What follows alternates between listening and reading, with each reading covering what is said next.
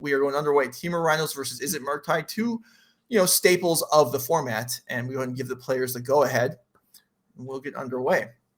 This format, from when I played it in the Murktide matchup, very much based around kind of the counter magic, and especially if the Rhinos deck has access to things like Mystical Dispute in the main deck, that is something that adds a lot to the Murktide matchup in particular. Derrick did not actually bring any disputes, it looks like, in the main deck today. Has 3 in the sideboard, but opted to try out some Tishana's Tidebinder, the new card from Lost Caverns of Ixalan. 3 copies of those in the main deck. Don't see a lot of targets in this matchup, but an interesting meta call for the tournament nonetheless.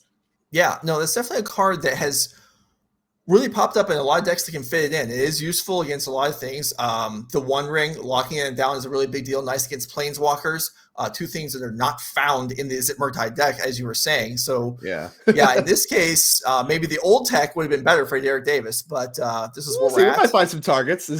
Ryan Hayes does get us started with Dragon's Rage Channeler to fetch on turn 2. Going to find Basic Mountain to pair with what looks to be the Katria Triome.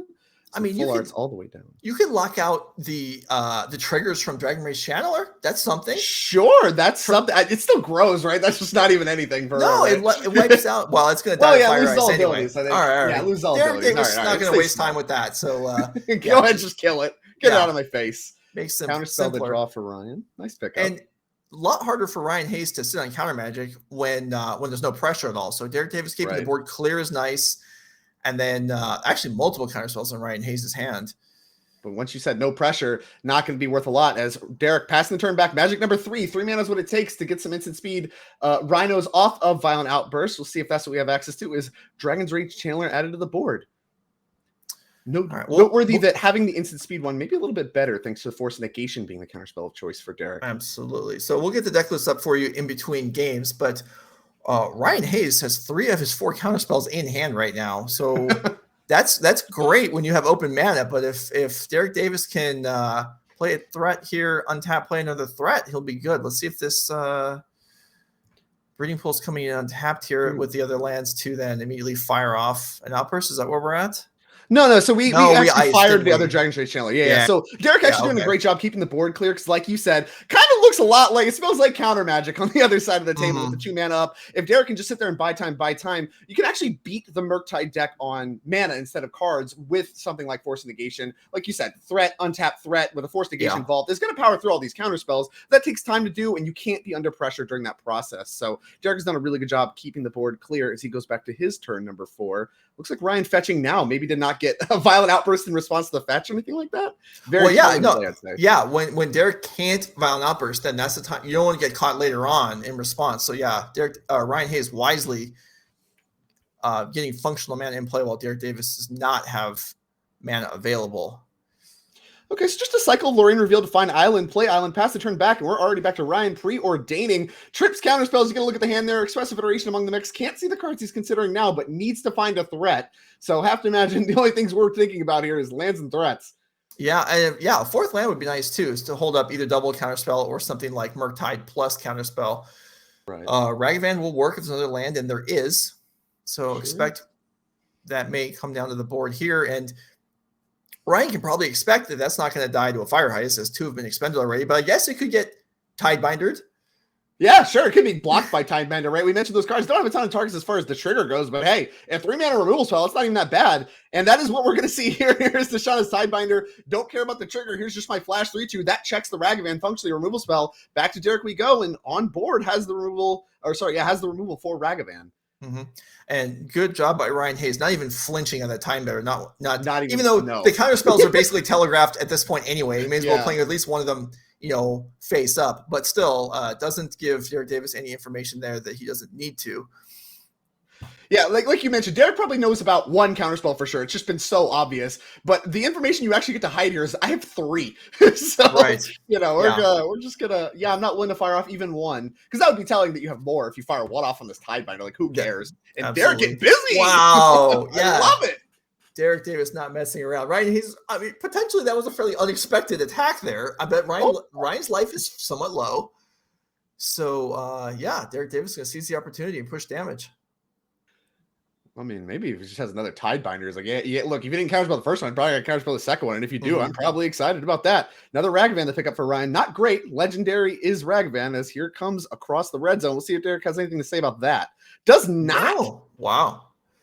Wow. We're Tidebindering the trigger. Does have another Tidebinder going after the Ragavan trigger. Ryan flinches maybe a little bit there. It does fire a counterspell, looking to protect the Ragavan trigger, which does buy a little bit more mana and is going to reveal Dead Gone? Yeah, not bad. Kept clean up the Tidebinder and still has the treasure, so counterspell mana is still available. Derrick Davis playing the Ottawa going to 5 land. That doesn't do a whole lot for his deck, although 6 does. So presumably if he's playing that, he's probably got another one so he can maybe cascade twice in a turn, which would be effective right now. Yeah, even just like build 2 cascade once hard cast force negations, like something that you're going to be looking to do in this matchup. Have to imagine that maybe is part of the consideration. Derrick, a little bit of a shake of the head there. Maybe wasn't expecting the counterspell to actually be used on the Tidebinder. Certainly finding the removal spell for the Tidebinder was nice off that Ragavan trigger. Being able to clean up both. As here comes the Ragavan again. It's going to be Subtlety attempt to be flashed in to take care of the Ragavan. We'll see if Ryan has anything to say about that. Yeah, I love this. Fight over it. All right, this Ragavan is what I got, so we got to make sure it works, and it does. Another treasure added to the mix, and Ragavan going to work. Not a lot of pressure, but the mana building does matter, as here's Preordain. Yeah, Ryan's hand kind of unlocked now as he's able to cast multiple spells in addition to holding up that last counterspell remaining. Derrick still hasn't even – this is pretty deep in the game for not even have attempted to cascade yet. Have to assume there's one in his hand, and Ryan finds more pressure.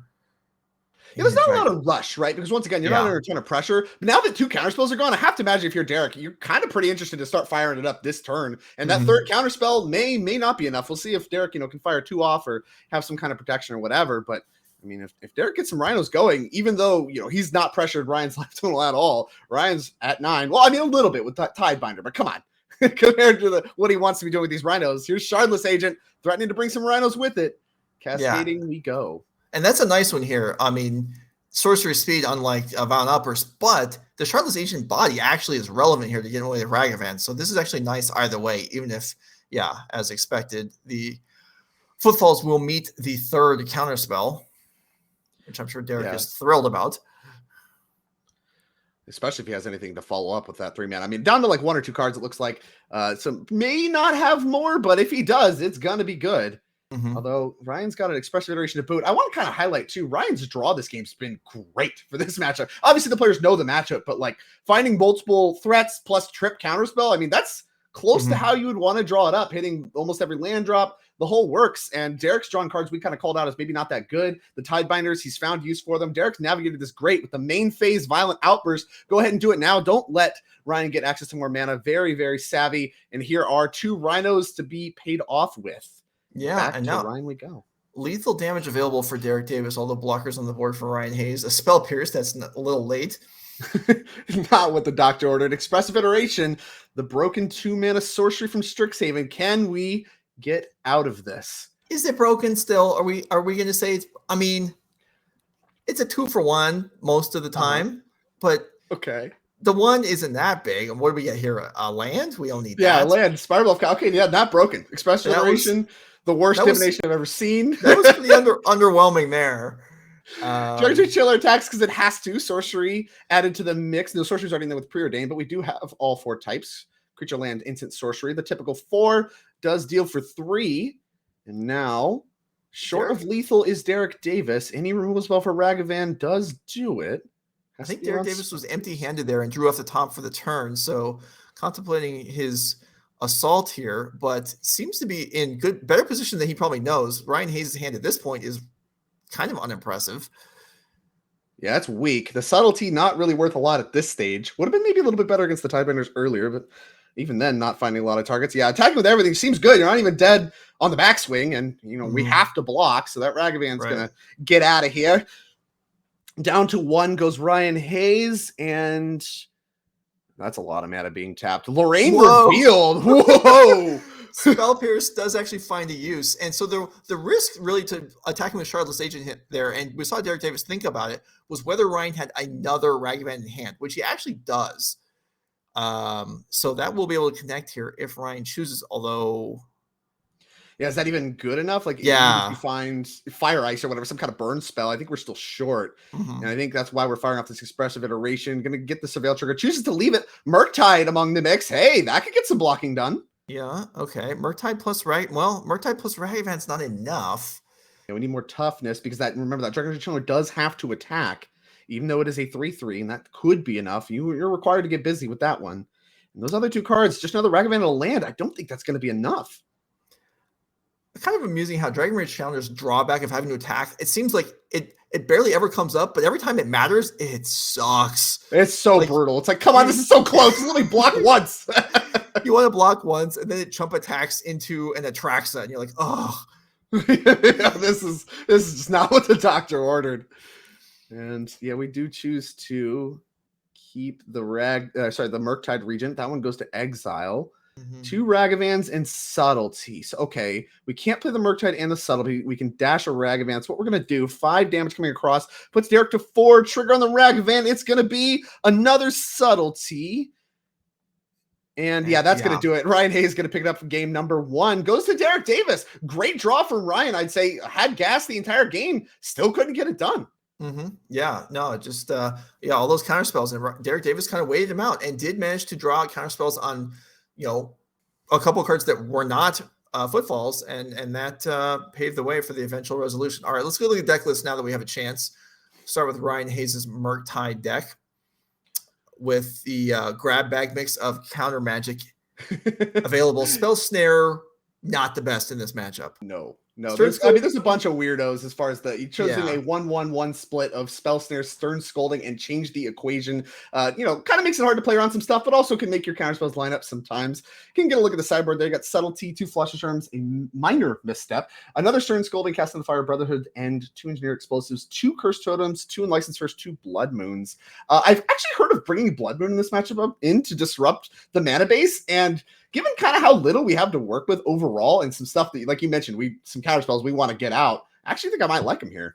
Yeah, I mean, maybe. We'll take a look at Derrick's deck in a second, but seeing here, Ryan Hayes, I mean, cards that he definitely wants. We have Fluster Storms, which are great. Explosives is great.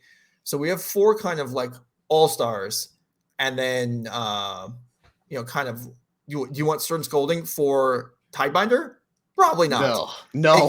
I'd rather keep the bolts in, I guess. I mean, it's a 3-for-1 against Charlotte's. I mean, it's 1 mana for 3 mana on Charlotte's Agent. That's a good trade, right? You want to trade up on counter magic? No, maybe not. No, not for me. Let's look at Derrick Davis' deck, and then we'll see how good Ryan Hayes' Blood Moons look like they're going to be. Deal.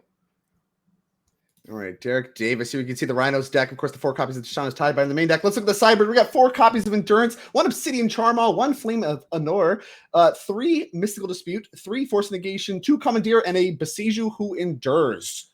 All pretty right, straightforward for what it looks like. Endurances and Mystical Disputes look good to me. Yes, they do. All right, looking at the basic lands, there's 1 forest and 2 islands to go along with a mix of fetch lands. So do you want to bring in Blood Moon here? I would say probably not, but if you can stick it when Derrick Davis is unprepared for it, yeah, it could wipe a game out, I suppose. Yeah, there's a couple levels of the matchup, right? Like we just mentioned, Ryan is going to want to bring in a ton of counter magic to help fight that counter war. Derrick's going to do some of that as well, I imagine, with these Mystical Disputes. And of course, Endurance playing on the stack as well, doing a good job cleaning up a lot of the very few threats the Murktide deck even still has in it right now. But also has the option to bring in stuff like Besiju and Force of Vigor if that's what we think is going to happen. And if I'm Ryan, I mean, committing only 2 slots in my deck to maybe create another sub game that Derrick has to play around actually seems kind of worth it to me. I think if I'm Ryan, I want my Blood Moons in my deck. And if I'm Derrick, I would even consider bringing in another Besiju to maybe just hedge for that a little bit. Okay. Yeah. I mean, that's not a very costly safe haven there for Derrick to bring in an extra land to combat that potentially. He also has the Brazen Bar, which is another way to kind of deal with it. Sure. Yeah. But certainly it's the thing where, okay, is it very strong if it works? Yes. And then if Derrick Davis goes fetch island, fetch forest, then Ryan Hayes is like, oh, why am I exactly in my deck? So well, there's like a little bit going on too, because the Lorraine's revealed even after you've been Blood Moon can go find an island, but blue and red don't add that much. Like you can't Violent Outburst, you can't Charlotte's Agent. You really do need a forest to make that happen. So even though he's got some extra hedges, it doesn't really work. He needs to have specifically a forest and doesn't have any of the whatever the ent that you could cycle. We're playing the Lorraine Revealed instead, and that doesn't help as much as you might think to hedge for Blood Moon in this matchup. Yeah, no, it does not. You're right. Well, thanks for joining us here on Saturday afternoon, wherever you're at. I guess it may not be Saturday afternoon for you, but we're happy you're here. I don't have the chat open, so I can't see your remarks, but hopefully you're enjoying yourselves. We'll go bring up the power rankings real quick while the players are still shuffling for game number 2, if we have that available. This is something that we built for this weekend. You can see here, Derrick Davis, 4th overall. The categories here are the players' strength this year on the NRG Series in Pioneer and Modern. And this is a ranking out of the 16 players in the field. The 3rd category, elimination wins, is how they performed in top 8s this year on the NRG Series. The last 2 categories are not NRG dependent. They are ELO Project ranking. If you go to, and the game has started, so let's go ahead and go down to the table. As you can see, Derrick Davis with a land drop there, and I'll finish explaining that in a moment. MTGEloProject.net has rankings for players based on match histories going back quite a ways. They do some good work there. You can check that out for looking for your own rating. And then the final category was peer rankings. We did survey 6 NRG regulars who are not in the championship and took the aggregate of their rankings of the 16 players, and that made the final category. So anyway, we'll talk more about that later. In the meantime, the game is underway, and Ryan started with a Murktide, and Derrick does have the 1 forest. Yeah, like you mentioned, just having the forest, already going to do a lot of hedge for Blood Moon. Don't see any Blood Moons in the hand right now, but does actually have something equally as important. Answers for both Ragavans. Able to dead gone the first, fire ice the second. I mean, a great start for Ryan is just having that Ragavan on 1. It's being able to establish pressure plus mana to start using the counter spells to back stuff up. There's Engineer Explosives, can clean up some Rhinos. So we have the first Rhinos check. We have a Fluster Drum as well, but no pressure. And needs to get more in the graveyard for this Murktide to start to have text, as Derrick's able to just develop the mana base a little bit. Now, Rhinos, somewhat of a mana-hungry deck, especially with colors. So even though we do have Mountain Forest, it looks like we're pretty good against Blood Moon or whatever, we still need to be good at casting our own spells. We still have to worry about pips as far as, casting your own Force Negation's hard cast and being able to cast Violent Outburst and all that stuff. So we'll see if a Triumph's grabbed here. Is Bobble going to start the turn off for turn 4 for Ryan Hayes? Was on the play, no land drop, passed the turn with Bobble up. Little smile from Derrick. I love that. Going to go ahead and fetch. All right, so Ryan will wait to see what card Derrick's actually going to draw, and will, in turn for that, give up the ability to have that card during Derrick's turn. But as you've highlighted the cards in Ryan's hand, you can already kind of handle a turn's worth of Derrick's threats, whatever they may be. Yeah, I mean, ton of interaction dialed up. And Flame of Enter, likely just for the draw 2 mode. We're going to go ahead and look and see what that first card that Derrick's going to draw chooses to say okay. And 2 cards coming for Derrick. No Wizard, so don't get to pick a second mode, even if there was a target. There is not. Card for Bobble for Ryan is Ledger Shredder. Good pickup. Derrick, ton of cards to work with. See if he's interested in making any moves now. Can't imagine there's a rush. Once again, no pressure. Yeah, and up a game here and trying to close this one out to get himself back on his way towards making it through stage 1 here, the pod phase of the event. Oh, love this. Yeah. Deck's called Rhinos, right? You just suspend Rhinos? Oh, yeah, sometimes you do. And 4 suspend counters, time counters, on Crashing Footfalls as we go back to Ryan. Handful of cards as well. Ledger Shredder going to get deployed. Let's see, Derrick's interested in working with that. This is one of the cards I think you and I highlighted a little bit. Actually, Tidebinder's pretty good against this one. Being able to counter the Connives, keep it from growing, keep it small, and then doesn't even block the Tidebinder very well. And here's Engineer Explosives on 0. Going to go ahead and trigger Connive now. No Tidebinder comes down. Connive's happening. We'll see what we want to discard. It's going to be Unholy Heat. Already got the Rhinos checked and a counter for Ledger Shredder. Ryan establishing a little bit of a board here. Yeah. Committing the explosives here, I mean, getting a Connive is nice. Revealing to Derrick that you have the explosives, I would say is not ideal, because now it's vulnerable to something like Boseiju, which is basically worthless otherwise. Preemptively being able to handle the first set of Rhinos is unclear how valuable that actually is.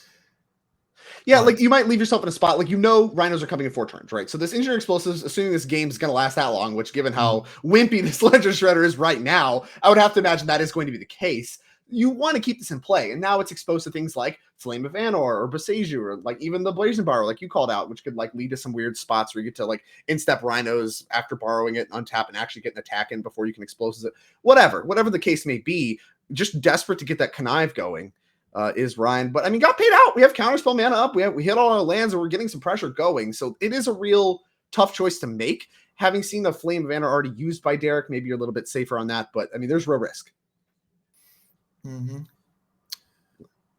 Looking like we're going to deploy land number 5, Gemstone Caverns. Not the way we want to do it. Lorraine revealed manual mode once again. That's going to get a fetch from Ryan. I don't think we're interested in letting that one happen. Did not think about that one for too long at all. Well, burning through the counter magic is something Derrick's going to have to do anyway. So, all right. Any thought on using Counterspell versus Flusterstorm there? You saw a little bit of a pause from Ryan, and maybe Derrick picked up on that. That's interesting. Yeah, Flusterstorm is already kind of getting to the point where it's a little shakier. So you're right about that. Actually, that's something that at least is worthy of consideration. Yeah, like I mean, the Flusterstorm obviously a little bit better against opposing counter magic, assuming there's some kind of fight. But with Crashing Footfalls just on suspend, Flusterstorm's not going to do a good job of countering that one. But we already have that covered with explosives, so who knows how the texture of the game's going to play out. But here is Murktide Regent, so looking to maybe end the game even before that Crashing Footfalls can come down. If there's a card that could do it, it's going to be Murktide Regent. 2 mana held up, and just to pass the turn back to Derrick. Could cycle this Islet on end step if we don't have to use our counter magic. Also just representing Counterspell, of course. And over to Derrick we go. 2 time counters left on Crashing Footfalls. 5 mana to work with. We'll see what he wants to do. Basic Island out of the mixed blood moon would look real bad right now. Very lucky that we don't have those either in our deck or in our hand right now. As here it goes. Gone. Attempting to bounce the Murktide Regent. It's going to happen. Okay. That's actually pretty valuable as Ryan Hayes with no more instants and sorceries in the graveyard for the moment. Charlotte's Agent is going to trigger here. And now that, well, yeah, that's not the worst, is it? Having a choice of counter magic here for Ryan Hayes, or could just let this resolve and blow the explosives up. Yeah, I mean, yeah, we can either choose to use explosives here, which I don't hate, but the Spell Pierce isn't getting better. And if we choose to keep the Spell Pierce, I think we're intended on using it because there is still Footfalls on suspend. So we'll see exactly how we decide to sequence these things, but has the Footfalls that's about to be cast off this Cascade trigger covered, and multiple ways. And we just need to make sure that we're covered against, future Rhinos. That's kind of the name of the game here, as Legislator does grow, but still not a ton of pressure. 4-turn clock's a lot of turns, as Charlotte's Agent is going to resolve, even if the Crash Footfalls does not. And back to Ryan we go. Is going to start to need a little bit more help, a little bit more pressure. Some cantrips would be huge draws here. Being able to maybe trigger Ledger Shredder, look for some stuff. And it's Expressive Iteration. Well, that's pretty good at triggering Ledger Shredder. Is that card broken? I don't know. I guess I don't know. You said it wasn't. It's above average right here, I suppose. I mean, that was a nice pickup for 2 mana. Did he get Dragon Rage and Ragavan? Yeah, sure did. Should just keep both of those. And there is the Ragavan going to the yard. Spell Pierce picked up to add to the mix of counter magic that we have left over. Can cast both of those. As here comes an attack for 4. Now a 3-turn clock, a huge pickup, like I mentioned. And over to Derrick we go. 1 time counter less than the Crashing Footfalls on board right now. Going to be too slow. Oh yeah, we got Delirium. We got instant sorcery artifact creature. Yeah. I dare you to attack with that Shardless. Dare you. Well, maybe let's see. Is there a way to threaten the graveyard? No, probably not. Okay, here's the plan. You attack with Shardless. Violent Outburst in response. Ryan counters. Then Derrick Tidebinders the Dragon Rage Channeler trigger, and now the Dragon Rage Channeler dies in combat. That is a plan. You grow the Ledger Shredder a ton in the process, and you probably just straight up die to that on board. But that does keep the Dragon Rage Channeler. It buys you a turn. It buys you a turn, Drake. Come on. Okay, all right. I see Shardless Agent, Flame of Anor, and I can't get maybe just Wooded Foothills. Ooh, a tough mix. No wizards. We can't do any like destroy artifact, kill a creature, which actually would be sick here. Being able to clean up explosives and kill a creature. Can't do that. All right, Flame of Anor. Can't get a great sound on the mode. Imagine can't kill the Ledger Shredder anymore. It's only 5 damage. So yeah, we chose to draw 2. The Wooded Foothills is deployed and just pass the turn. We're almost dead just right now. Oh, here's another one. Wow. Okay, we have a 3rd Flame of Anor, and that one's going to get Spell Pierced and going to trigger the. Maybe you're supposed to use 2 counter spells on this. Oh, we have Unholy Heat anyway. Wow, we just have it all. Everything coming up, Ryan, this game. These draws have not been poor, thanks, of course, in part to Expressive Iteration of the Totally Not Broken card. Mm-hmm. Gonna go for the style cycle. All right. Sure. Well, he's looking for a less relevant card, maybe to discard to the Surveil. Oh, we need to kill the thing. Yeah. Oh, sure. Yeah, and we found it. He wants to keep the Flusterstorm in hand, so yeah, just in case. All right, that is clean play. And we will head to get. Yeah, I mean, hey, it's the race championship. You don't want to be messing around. You want to do your best. You're on camera. You're playing for a Pro Tour invite. True. Notable, both of these players are not playing for a Pro Tour invite. Derek Davis already has one. Oh, wow. Ryan Hayes is, in fact, playing for a Pro Tour invite if he can take down the event. Let's go ahead and bring up the other player ranking. We have, so here's Ryan Hayes. You can see there, 6th overall. Pretty strong showing. Middle of the pack as far as the New Rage kind of points earned, and then above average in terms of the rankings from the peers and from what the ELO project has gathered on him. And we'll go over to Derek Davis, who is up in 4th. Impressive display. I mean, peer ranking 3, ELO project ranking 3. I mean, that's probably in large part, in addition to his play in the Midwest, also impressive work in the Pro Tours last year, did play in the World Championships, has been around and about, and has impressed players wherever he's been. So Derek Davis, an impressive resume, obviously. Yeah. And someone with that resume being only 4th, I mean, kind of speaks to the caliber of player you're being ranked against in this event. As these players are shuffling up here for game 3. Some statistics on this power ranking. I know you went through all the trouble to aggregate all the data and stuff to make it happen. Some interesting stuff for this match. Both players ranked the exact same in Modern, both at 7th, tied. And Derek's actually 3rd in ELO, and I believe that Ryan's 4th in ELO. So these players theoretically should be really close. I think that's held so far. We've had 2 great games in this matchup that, of course, has some composition differences, but I'd say maybe favors Rhinos a little bit. And if you're Derek, you need that to be true. Sitting at 1-3, Ryan, of course, at 3-1. Derek's got some winning to do as he starts off with Breeding Pool and get it going.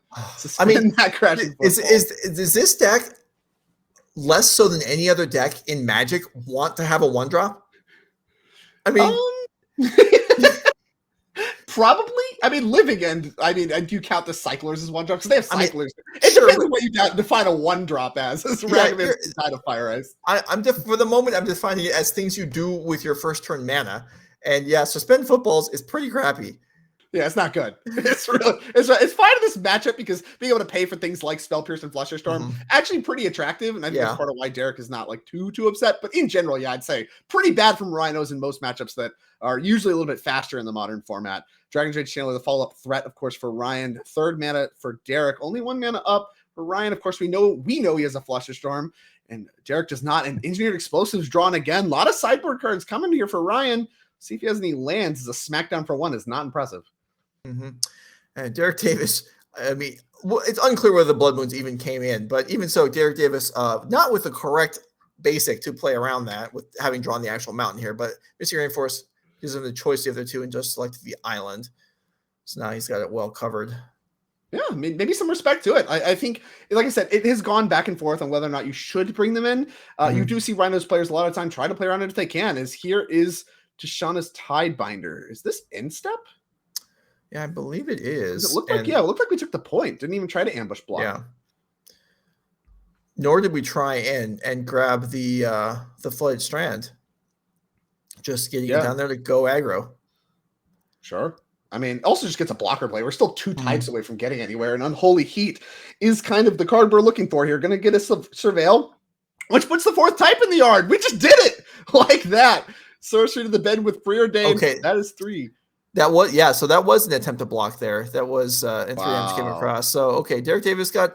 I mean, having Ryan spend some mana main phase is fine, especially with the missed land drop.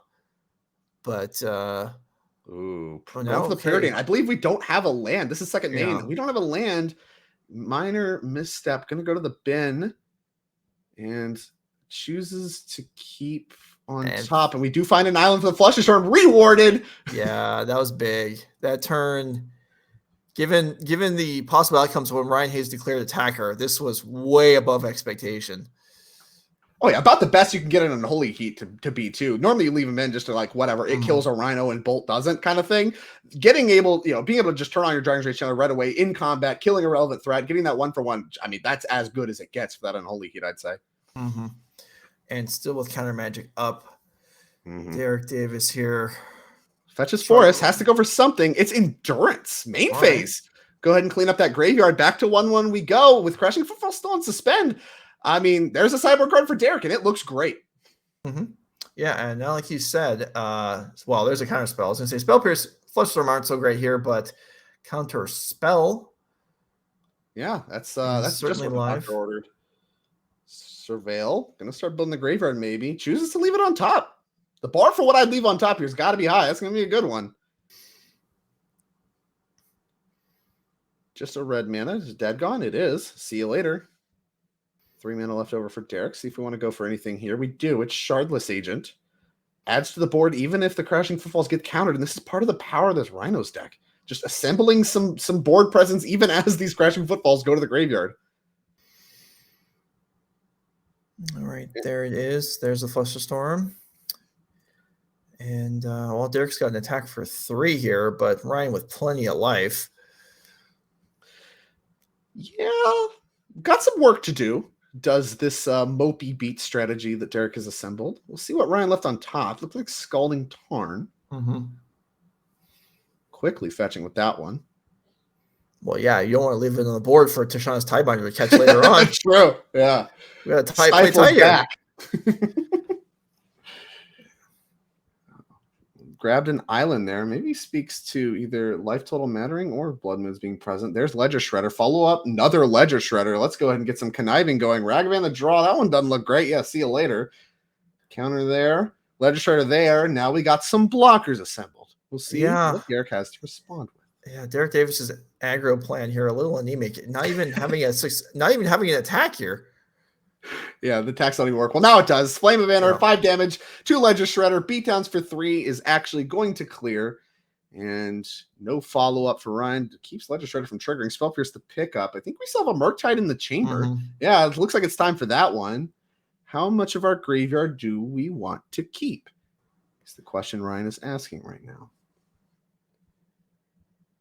Yeah, the spell's probably got to go. And 1 extra mana? Yeah, indeed. Keep the extra card. And even if Derrick had a Mystical Dispute, Ryan has that covered. Yeah, no, not that big. Yeah, no, thank you, says Derrick. Just a 5/5, which, I mean, just a 5/5. But hey, a second Endurance, I mean, I could get some double blocking done. Back to Derrick we go. No leaving 2 mana up means no counter spell from Ryan. Derrick knows that. Land and a Cascader here will resolve some Rhinos. Would also give Ledger Shredder a connive. True. Any Cascade kind of spell, I guess, gonna give Ledger Shredder connive. Kind of a secret, like this card's actually better than it looks in this matchup. Beseju played for turn, no play. Just back to Ryan. Has to be happy to untap with Murktide Regent. And Preordain the draw. That again, cantrip's great at triggering Ledger Shredder. Has to be excited to see that one. Unholy Heat and Bobble. Whoa. Those are pretty good. Yeah, they are. Do you just let Murktide go to work and take the Bobble here? Or do you actually take Unholy Heat to try and... Well, if you play the Bobble, Ledger Shredder triggers, and you could get both if you discard your Spell Pierce. Yeah. No, the Bobble seems... Yeah, Bobble was the pick. I think I want to keep Heat and just Unholy Heat this Endurance and be like, whatever, race time, beat. That's kind of what I would like to see, and that looks like what's going to happen. Yeah, that is Delirium. Bobble's in. We'll see if we want to look at the top card right now. I think we do. We sure do. I love the sequencing from Ryan. Gets a look. Do we want to use the Unholy Heat? If there was Rhinos on top, there's an argument to saving it for a Rhino token. I would assume by this that there is not. And it's Mystical Dispute. Going to go after the Heat. And that one's going to work. Okay. Just Murktide can get busy. Yeah, I mean, that prevents Derrick from getting run over, but it doesn't put him in a good spot. True. Let's see what's on top. Lorraine revealed. Oh, no. That's a pretty good one right here. 3 cards. It isn't Rhinos. Ryan knew that. But that is probably among the other best draws that aren't Rhinos for Derrick right here. And back to Ryan we go. Express Federation, Murktide, Ryan's leftovers. So both players still plenty of gas at this stage of the game. Yeah, this first Murktide's going to get real big. Oh, yeah. Second Murktide. Yeah, that is. Ugh. There's some triggers that you'd like to Tashana's Tidebinder right there. Yeah. Strip away flying. Keep all that from happening. There is Unholy Heat as the exiled card. Also a good one. Going to trigger Ledger Shredder because, of course, Express Federation, the first card cast. Endurance going to die after this connive happens, and plenty of leftovers. We discarded this Murktide? Looks like we are. We don't need it, right? Derrick Davis is dead defeated. Now? Yeah. Yeah, that's 8 damage, and there's 8 flying, and Derrick Davis gonna be felled in this matchup. Some tight play and some great draws from Ryan. But I mean, this is, of course, the NRG Championship. You're going to see tight play all around, but that was some awesome stuff to watch. I mean, that when you talk about Modern and what makes Modern fun and exciting, those matches for me are what I like to see. I know you're more of the Tron proclivity, but there's none of that here today. So unfortunately, you have to deal with what I like. I've gotten away from Green Tron now. I'm on Dice Factory Tron. So, but okay. Yeah, we're gonna take a minute here and then talk to Ryan Hayes in a moment on how he's progressed through the tournament so far after we just saw him defeat Derrick Davis. Lorien revealed, I believe, cast all 3 games in that match. Is that might be correct? Definitely cast more than cycled. Yeah. That's not what you're looking for. This might be the new, put Jagantha in your hand and then die. I mean, I mean, he had 5 mana every time. What does that speak to? I don't know. But maybe these fair matchups probably where you're going to see it cast more often than not. And hey, Jason's Ingenuity has some competitive chops. People will put that card in their deck before. Jason's Ingenuity. Get out of here. Go back to your commander. All right, Ryan Hayes is in the booth. Can you hear us? Yeah, I hear you. All right, cool. Well, so you got that one. You're up to 4-1. Yep. Can we transition the screen over so viewers at home can actually see Ryan here? I can't see Ryan. There we go. There we got that. All right. Awesome. All right, Ryan. How you feeling? Feel good. Good. Been a good day of Magic. Yeah, sure. So coming into the event, which format how did you feel about Modern going in? Do you feel like this was a strength, or is this kind of what you're hoping to skate by on? I think I'm usually pretty strong in Modern. Wasn't super sure on deck selection a week or 2 ago. Played a lot of Murktide in the past and kind of honed in on that pretty quickly and just worked on tuning the list. And then I won a couple of challenges last weekend, so that really helped make the list work. Yeah, I would think boost the confidence a little bit. Yeah, preparation. Modern, I think, has the most distribution. The highest number of any one deck is 3, and Murktide and Rhinos, of course, and that is the matchup you just played. So I kind of want to speak to you, and with the new versions of Rhinos, the new versions of Murktides, and the cards that are being included. How do you feel about that matchup and your chances in the Modern format going forward for the rest of the champs? Yeah, I like that matchup. I think it's fairly good for me, but can still be dicey. Game 1, I felt pretty in the driver's seat, and then it all kind of fell apart when he had double Rhinos there. But I tested with some friends the matchup to make sure it felt good, and I'm pretty happy with that matchup. Awesome. All right, so a couple more rounds of Modern, but you're looking pretty good here to advance into stage 2, or maybe just to jump straight through to Sunday. That's got to be pretty appealing, right? To try and skip through. Yep. Yeah, I've got Theo next round on Rhinos again, so we get to do that again, and then I think I'm Murktide Mirror against Steven in the last round. So feeling pretty excited to play my last 2 matchups. All right. What did you feel like when you looked at the field for Modern? Once the deck lists were, once you see the metagame, did this feel like you were happy with your choice given what you were facing, or did you regret anything? Yeah, I think our pod was really good for Murktide, and the deck list I came to, a lot of Rhinos and some Murktide Mirrors. Just had to fade the Yogg deck, and I felt pretty happy with it all. Okay. All right. Well, Ryan Hayes, congratulations on being 4-1, and good luck the rest of the day. All right, awesome. Thank you, guys. Yeah, awesome stuff there. And looks like, he mentioned tested a lot of the Rhinos Murktide matchup. It seems to be the most common matchup that's going to occur here. Like I said, 3 of each, and looked great in that match. So hopefully we can see a little bit more of that action. I find it, like I said, very interesting. I thought it was peak Modern, loved it a lot. But for now, we're done with that. I'm going to go ahead and move to our backup match, which of course is between Eric Burkhart on Hammer and Grayson Nimitz on Amulet Titan. A very different texture of Modern Foot we just saw. Yeah, agreed. This one will probably go fairly quickly. You see Eric starting off with Esper Sentinel, maybe not as good in the Amulet matchup as in others, but still a fine place to be to have a play on turn 1. This a matchup I haven't played so much. Amulet, of course, a recent resurgence in the modern format. A few new cards, but mostly just a new look. The One Ring, of course, adding a lot to this deck, and very common to play 61 main deck, which Grayson has adopted a 61 card main deck for this. It's the new 60, Joe. Yeah, well, but I mean, if you were playing 60, Grayson probably would have had an Amulet on turn 1, but with 61, you give it away. That's what we had instead. Well, don't worry, it's on top. That just means it's on top. You can draw it right when you need it. Urza's Saga, good to be the play here for Eric. And there's Sigarda's Aid, already looking kind of threatening. Do we have Hammer right now? Ooh. We sure do. Bonk. Okay. So, there. Okay, I'm not going to say right there. It's a 1-mana artifact, not quite as impressive, but here is 2 mana. That's our first land drop. We have an Azusa in hand.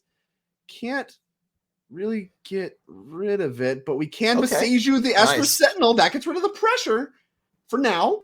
Very nice. And the Amulet could have even been in the opening hand. He just Grayson didn't want to play into the Esper Sentinel, conceivably. Right. So it's had possible. to there. Have to pay 11. Right. Not going to happen. Yeah, that's got to be one of the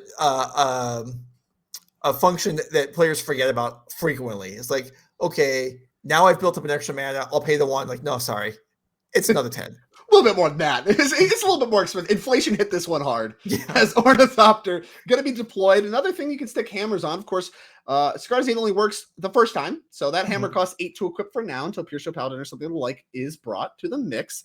Of course, representing the ability to make a construct is Eric, but this matchup, maybe not the one where we want to be doing that so much as just finding a way to end the game, because Amulet, I imagine, can do some things that go over the top, including things like whatever bounce land your Beseiju, get rid of your artifacts. Like that's just something that can just happen with a Titan in the middle of combat. All right, so Grayson thinking over the turn here. You can see Forest Otawara. Is that Azusa in the hand? I think. Yeah, and we're going to deploy the Azusa. If we have an additional bounce land, we can maybe go to work right now. We've already played a land. We get 2 more, so we can make 4. So we need a little bit more than that. Going to pick up the blue-green one, which is usually better for things like Transmuting Teleria West. And Otawara is going to be the other land played. So 4 mana right now. Even if Azusa has to block or gets answered, we do have 6 still next turn for Primeval Titan, just from the play, the Cynic Growth Chamber we know about. So another option here, I think, would have been play the Growth Chamber again, Otawara, the Sigarda's Aid, and then the Urza Saga can't tutor across hammer into play on the Ornithopter. But yeah, maybe that's unnecessary, just depending on those are the block. And hammer not famous for its removal suite, so that may work out just fine. I mean, we could get some trample suite going, though, with something like a Shadow Spear if we have hammers dialed up. The fact that we're grabbing a hammer speaks to, I think Eric doesn't really have any more hammers going on right now, as that hammer does get slapped onto the construct that was made on Instep, the one that, of course, can attack. Looks like we floated a mana, so maybe we have Stoneforge or something to find another hammer? Still don't have trample yet. That's new Forge Anew, I believe is the name of the card. Correct. So that means we can equip the other hammer, right? You can pay 0 and pay the equip cost for the first equip activation. And we can do that any time. So we can do so after block. So we can move this to the Ornithopter if we want. I think that's what we're doing right now, which is lethal if Grayson does not have anything. But he does have another Beseiju to take care of the Ornithopter. Okay. Wow. Well, this can't be what Eric was hoping to see. Double Beseiju out of... There are actually 3 in the main deck, so Grayson came prepared. Yeah, great in this matchup, as we've seen. But, of course, Azusa just had to get to chumping business. And the Forge Anew makes it such that we can just do this again next turn. We can do this instant speed equip thing again. Grayson needs to actually get something going proactively, or else you are just going to get ground down by hammer. And this is part of the strength of the hammer deck. You can stop it a couple times, disrupt it, but if you don't do something, there's still a 10+ power creature, a lethal threat in play right now. Dryad looks to be the draw. And the bounce land still in hand from previous turns. So Grayson's got one card at the top there. That's one card that's hidden that is going to need to be significant because with the... It has to be Primal Titan, there's nothing to think about, right? Like, it's the only card that isn't just lights out right now. So either Summoner's Pact or Primal Titan itself. We are going to go ahead and play Simic Growth Chamber. It's untapped. There's a return land to hand trigger going on. Looks like we're intending to bring Otawara back to hand. Mm-hmm. That is what's going to happen. We have 6 mana now. This looks like a Titan. It is a Titan. Okay. Now what? Well, there's certainly having Otawara in hand allows Grayson quite a bit of. I mean, Eric can put as much power as he wants on the one construct. That's not going to pose a problem if there's mana available, which there looks like there will be. Okay, Slayer Stronghold and Boros Garrison, the grabs. That can give the Titan haste. Can't beat any kind of removal, but wouldn't be able to beat it anyway. Going to pick up the Slayer Stronghold with the Boros Garrison, get right to attacking. That is going to happen, and that's going to trigger Primal Titan again. So yeah, now here's where the question starts. Are we trying to get Dryad in play? Are we trying to hold up Otawara? Because Dryad represents like a blocker, so he would need like, multiple things, multiple removal spells, or like a protection spell from green. Something like that to actually get through your blocker board. So how much do we value that versus just having mana up? Yeah, and it was Boseiju number 3 alongside the Growth Chamber. So that went to hand. So Grayson is going to be covered unless there is something like, well, there are a pair of Surge of Salvations main deck, and there are a pair of Solitudes. It's Surge of Salvation right there. And that means Titan has to block, and it does. And we didn't grab a Tolaria West or anything, which means we need help. Right? We don't have another Titan face up? Nope. Pact. No. It's Amulet's the draw. That doesn't look good enough. We can block for a turn with Dryad, but right now we're in some trouble. Yes, indeed. There is a right, like you said, there's a Dryad. There's no Valakut present. We need a lot of lands. You're better off going upstairs with that one. Can get an attack in. Get the Slayer Stronghold, get busy. Bonk. I mean, the attack's not nothing. I think you're supposed to. We do have an Otawara still dialed up now. That we can do anyway. Yeah, so I love this. Get your 4 points of damage in right now. Mm-hmm. Bang. Down to 8, which means next Primal Titan with just the attack should be lethal, assuming there's no blockers. And upkeep looks like we're going to do an Otawara the Construct. Yeah, I was worried a little bit there that Grayson was going to let Eric draw, but getting on upkeep makes a lot of sense. Avoids, doesn't give Eric an extra chance to draw the other Surge of Salvation. Right. Does give a chance to draw Gingerbread, though. Gingerbread equip would have been potentially problematic. Does not have it. Mycosynth Gardens looks to be the draw. Another Amulet deployed. Didn't have to block this turn. Gonna go ahead and attack for 4 more, and I believe that puts Eric down board to the Dryad. Not the way the Dryad's usually lethal, but, I mean, if you gotta do what you gotta do, can't get a great look at Eric's hand. It's Pure Steel Paladin. Okay. All right. That is now a sufficiently sized blocker to handle this Dryad. I'm going to go ahead and read Forge and do. Can you just do this whenever you want? Yes. Whenever I want. Anytime I can cast an instant. So that Dryad attack for lethal is no longer on the table. Getting a read of Fortune. 3 lines of text on this card. The 3-mana enchantment from Tales of Middle-earth. Azusa added to the mix for Grayson in the meantime. You can see, can return some equipment from grave to hand, but most importantly, what you can actually care about is you can equip things at instant, and it costs 0 for the first one. In step, we're going to flash in a Colossus Hammer. Choose not to equip it from the Cigar. Metalcraft now, so the Paladin is turned on, and there appear to be a Solitude at the very least in Eric's hand, but one Solitude is still not going to lock this game up, I don't think. All right. Attack with the Pure Steel Paladin for a ton of... Was that a ring? I think that was a ring. The One Ring would be great here. This doesn't get much better. It is the One Ring. Wow. What a draw. And what another draw here for Grayson. Gonna quickly look at that one. Didn't look thrilled. And it's second Dryad. Oh, yeah. Check out the One Ring. Heard of this card, Joe? What you know about this one? I have. It is quite good.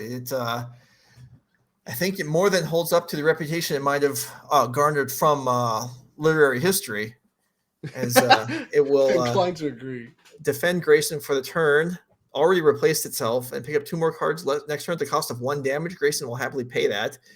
Eric finds a Stoneforge Mystic, which will grab a Shadow Spear and then another card from the Crystal Paladin.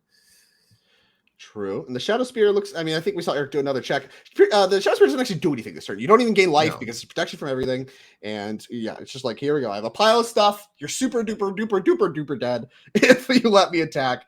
But that is not what is going to happen right now. I'm going to move one of the hammers around just to make sure that we have 2 ginormous blockers that can block a Titan. Don't want to get punked out by any kind of weird Otawara Beseiju stuff. And back to Grayson we go. Going to take some damage from the One Ring, but gets a few draws at it. And now doesn't actually need to attack thanks to Double Dryad in order to close this game out. I believe we do have at least 1 copy of Valka. Yeah, we have 2. We need a Titan here or another ring. Boreal Grazer Sunholm Saga? I don't think that's going to be good enough. But, oh, you're right. The trample is... Trample's a problem. Is a lot, yeah. And you can move the Shadow Spear around at like instant speed, and that's pretty hard to beat.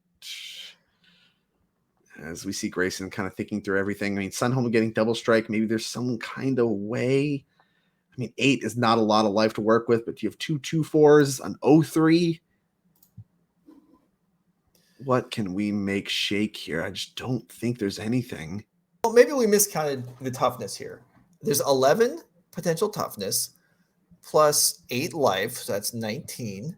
Maybe Grayson can survive the attack for 35. Yeah, maybe not.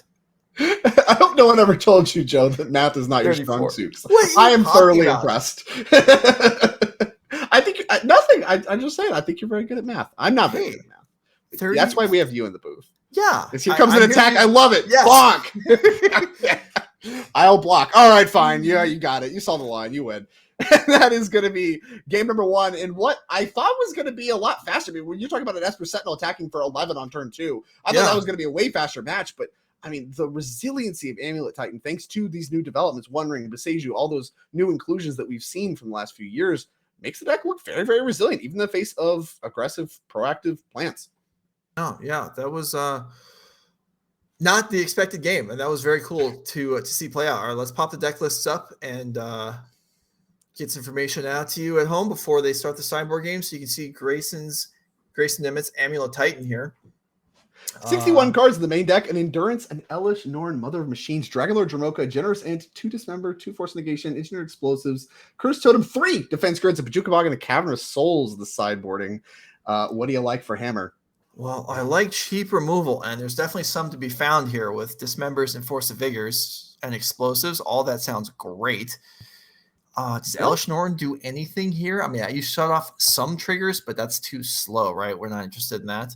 I don't think so. It shuts off like whatever, like the Stone Forges and stuff, but it's like 5 mana to even get started. I don't think that's what the doctor ordered. No, I don't think so. So I think the cards we mentioned, I already mentioned, were pretty good. Some of the stuff that can get trimmed, that's a little tougher. There's a 1 of Spelunking in this deck. Do we need that? Is that for... I don't first card, Joe. Huh?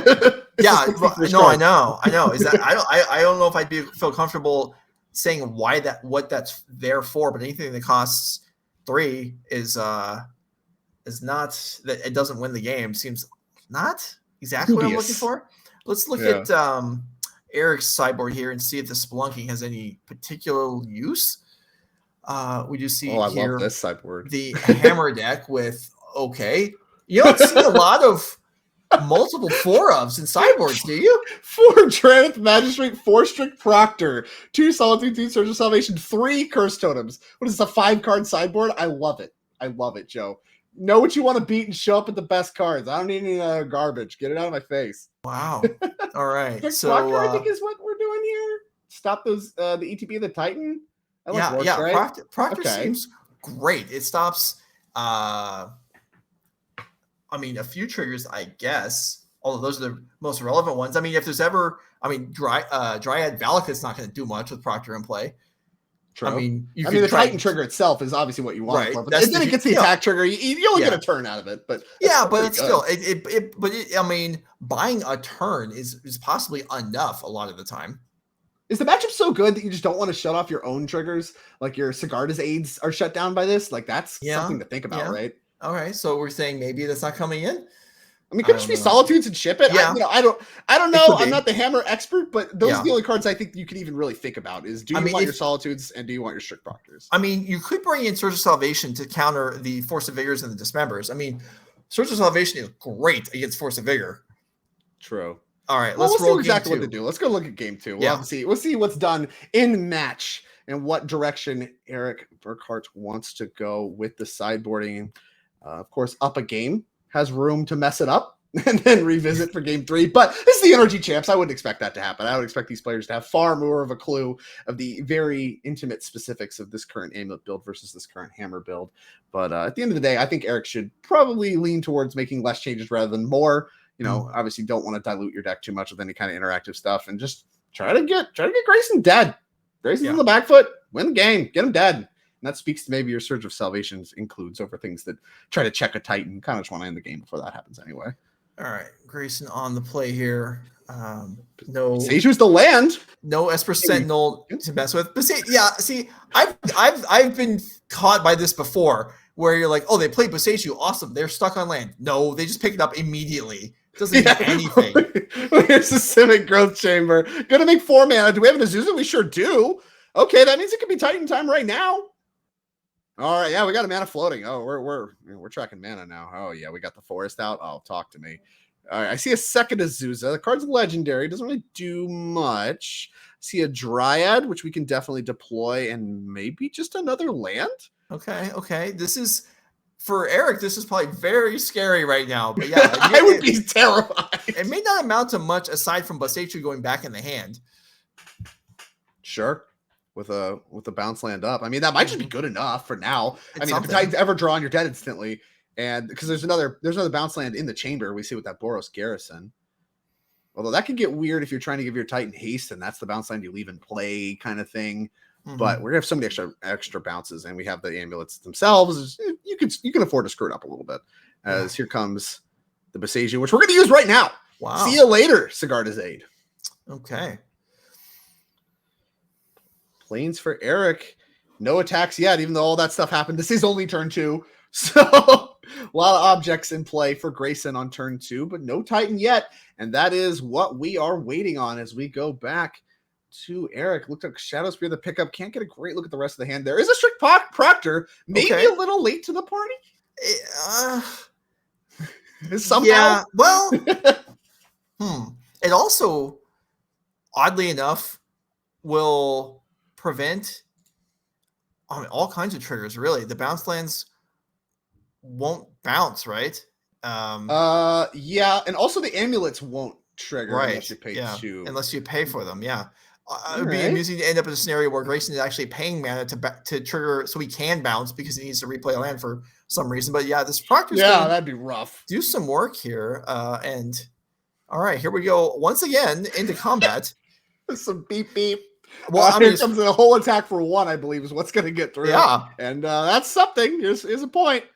And Eric down to 19. Does mean that you don't have to bounce anything, though. You just let all that get countered. Tap Boros Garrison gets to just be put into play directly. Yeah. And actually, this is really problematic. I mean, Boseiju helping out Eric's own kind of mana issue, able to deploy Pierce Paladin. Not going to get any draws, but like I said, able to shut down the bounces. I mean, Grayson doesn't even have 6 mana right now. But the One Ring is quite a good draw. Does not get protection from everything. That's an ETB, right? Right. I think it's an ETB if you cast it, or is it yeah. It's when it is battlefield if you cast it. Yeah. So that not gonna have protection, but the activated ability is what you want anyway. Card coming for Grayson. That's gonna be a huge pickup, as Eric has not really assembled much yet.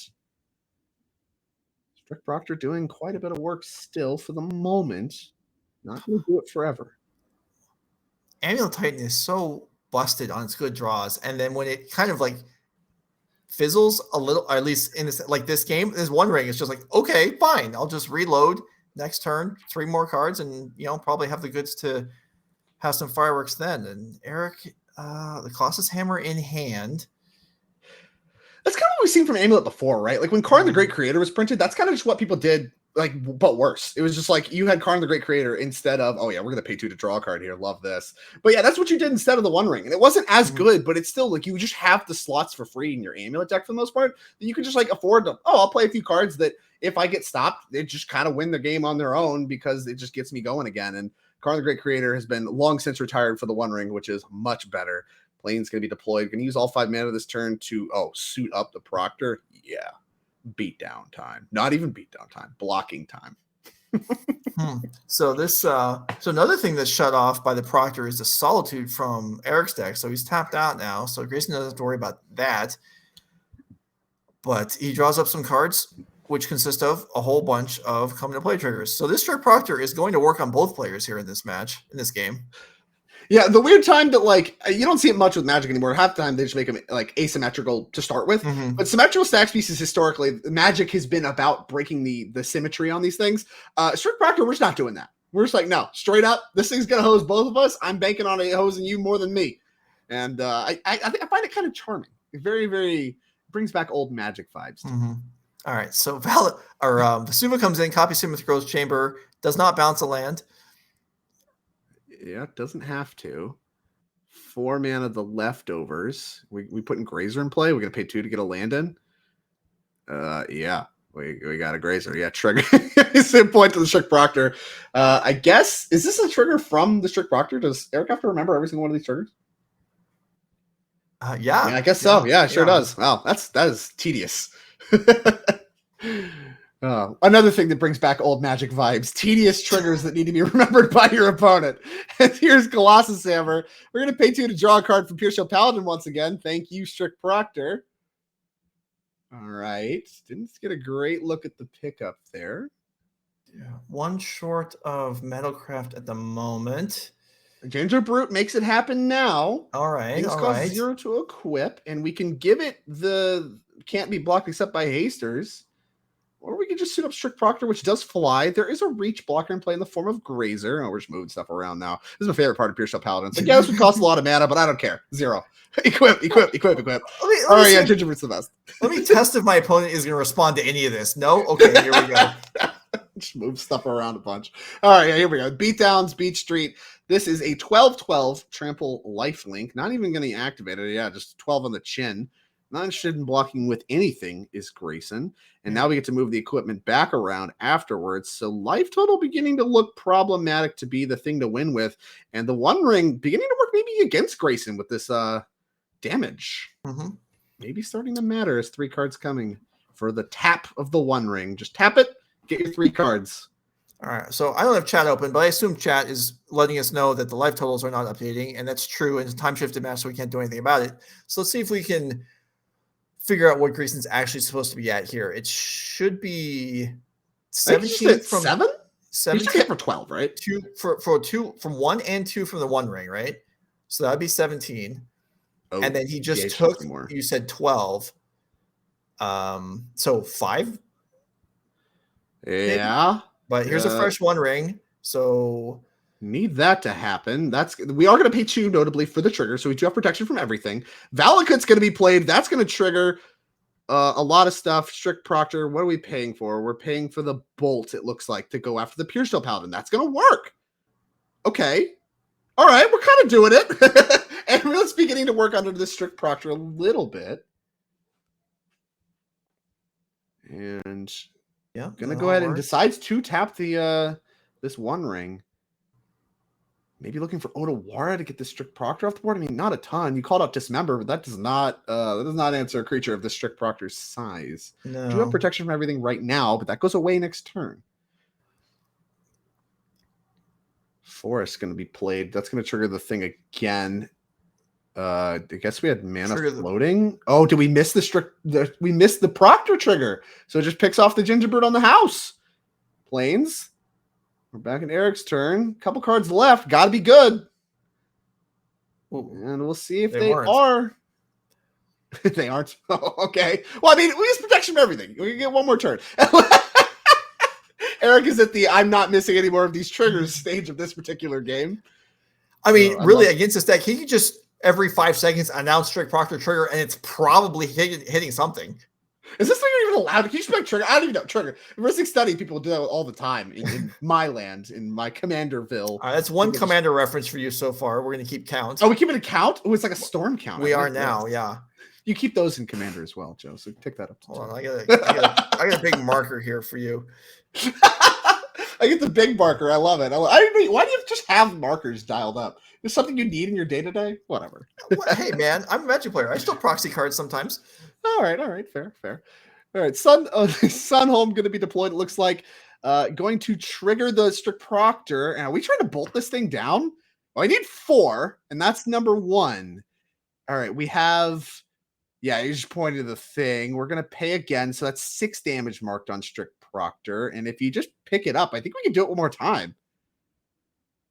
Yeah. Oh, no, we're just going to besiege you. That works too. 6 damage marked. And now we're besieging the Colossus Hammer, which is going to kill it with state-based effects, which happens after the search. So that's what we're doing right now.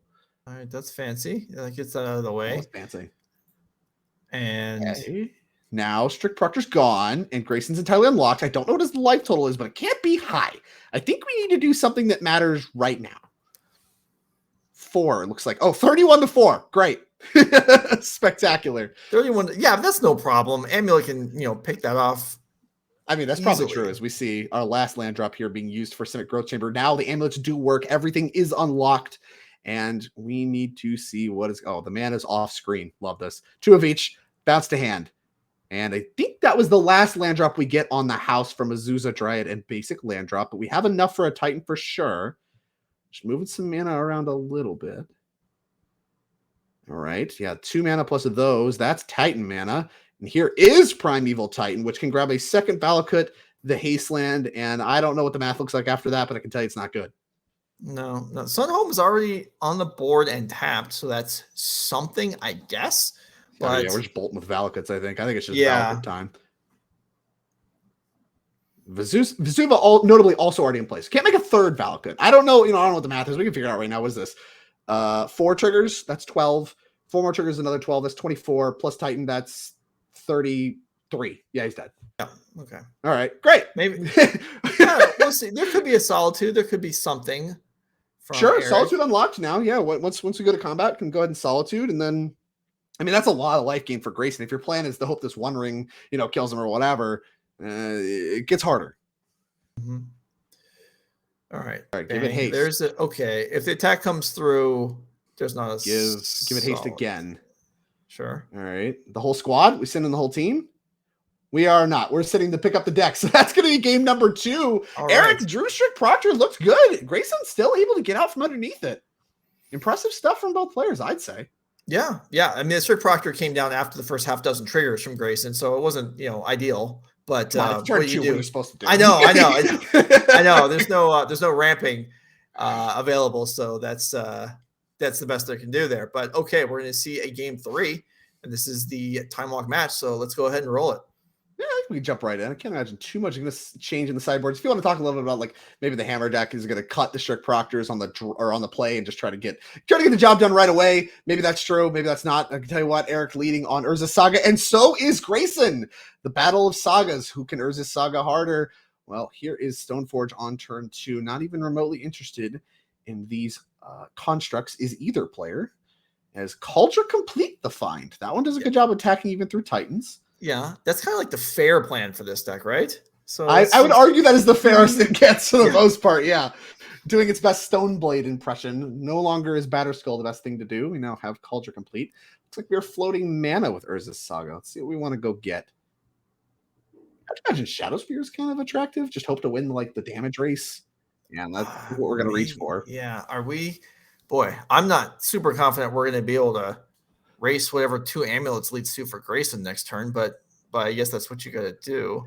Yeah, the new look at amulet's interesting, right? We're going to go to Grayson's turn 3, and I think ideally he's going to have 0 lands in play. Just going to be like, amulet, make my Michaels into an amulet. All right, now I'm going to play a bounce land, and things start to get nuts. As here comes Culture Complete. Yeah, going to get a read of that Christmas list of abilities. Does have haste, so we're going to get busy for 5 damage right now. And back to Grayson we go. I kind of forgot in the span of that last game that Eric actually mulled to 5 that game. That was quite a fight for 5. Now presumably on 7. And okay, here's the first amulet, and then Mike Sith Guards will copy it. Now there's 2. I have another one. This is bad for Eric. Yeah, not good for Eric. No lands for the Amulet Titan deck, notable for its ramp strategy. And Eric feels, I'm sure, a little bit of stress. Not comfortable at all with his position right now. Of course, like I mentioned, Cauldron Complete plus Shadow Spear does a good job attacking. So there is just like a hard clock count on this game thanks to those. But I mean, I see a lot to work with Grayson right now. Not a mulligan to 5 are we working with right now. There's the bounce on Celestia Sanctuary. And that's going to make 4. Yeah, we got the man out. Yeah, here we go. Love this choice in lands. You and I played this Players Tour together. I love those lands. Fun memories. Yeah, sharper than mine. I don't even know what. Well, the Players Tour. So it must have been from Phoenix. Yeah, that's Theros Beyond Death basics. Oh, okay, yeah. I'm trying to have a nice nostalgia moment. Whatever, we're making a pile of mana. There's like 3 basic land sets I can identify, like in all of Magic. Alpha, Beta, Revised. No. But they are well and truly in the past. It's like probably like Revised, Odyssey, and I don't know. One of the fast sets. The first, I don't remember. It'll come to you. It comes in waves. Zendikar. I think Zendikar. That would be the other one. Sure. All right. Enough of that. There's a Dryad. We got 6 mana left over. I've done Titan with 2 amulets before. It ain't pretty. This is going to be pretty for Grayson maybe have 6 mana floating and no land in play, but I think he's going to make some more mana this turn. I'm optimistic about that as well. We have another Mycosynth. I think that's what we're thinking about right now. We have 1 more land drop, I believe, thanks to the Dryad. We have Titan mana right now. The question is, do we want to do any kind of weirdness with like Mycosynth make an amulet? Because you can just do that with your land drop, right? Like make a mana, untap it, and then clone it. And it looks like we're not going to. We're going to make a white and a red because that's already in our hands. So we have to make sure that we have access to red mana. So when we grab the Slayer Stronghold, we can give the Titans haste. But I think we're still short red mana right now. So you have to grab Valakut. I think you do need red mana because if we're going to do 2 Titans, which I think we can do, we need to have 2 red mana. And that is what we just did. We played the Boros Garrison as our last land, made white, red. And now we can grab like Teleria West. Teleria West, Civic Growth Chamber, 4, 5, 6. We're 3 short. Well, we need the haste man. We need the haste land now. Yeah, so we're gonna grab the haste land and the double strike land now. So we have Sunhome, Slayer Stronghold. Neither of these go back to hand. So the first 2 lands that are gonna stay in play. Does that mean Grayson messed up? I'm kidding. Just because no, I know, but like he got 2 lands that don't bounce. I mean, when does that ever happen? Not very often. Well, I think here too. Wait, do we have? Can we give double strike? How do we give double strike? Production. I just noticed we have a typo in Grayson's last name. Can we get that fixed? He is about to put on a show for us. At least we can do spell his name correctly. Well, it's a time shifted match. I'm not optimistic, Joe. I can tell you that. Hey, life totals, I'm told, can be trouble. Names? All right. Yep. Same problem. Nothing. We can't fix anything. Well, here's activate twice. That gives +4/+0. So if we can give double strike, that's 20 right now. And there's no blockers. So here comes a Titan and a Dryad. So we have 12 right now. All we need to do is activate this Sunhome targeting the Primeval Titan, and for there to be no Solitude, and this game is over. But I think if there was a Solitude, we would have seen it by now. Right. That is great. Grayson seems well versed in the intricacies of this deck. I do not expect to see a mechanical error here, and he may well be on the path to recovering his record, as both players here started 1-3 in the event. It's actually going to be a pair of Valakuts. Oh, yeah, because we can just activate with the Dryad. All right, yeah, yep. Dryad just fixes everything. Nothing matters. Yeah, make 1 billion mana, activate, target the Primeval Titan. Primeval Titan's 20 on its own. We got 2 for good measure. 4, I'm sorry, I think we gave it haste as well. 4 for good measure with the Dryad, and that is going to be 1 billion D damage. And turns out, Kaldra, not good at racing a Primeval Titan. Doesn't happen. All right, so that is going to be curtains on round number 5. Grayson Nemes will defeat Eric Burkhart and advance to 2-3, still alive for advancing to day 2. Eric Burkhart not looking good. Maybe based on how the pod plays out, maybe still live, but either way, still playing for some money. The prize structure is set up so that even players who have, or confirmed or dead for making it into stage 2 are still playing for additional money with each match win. But that round took so long.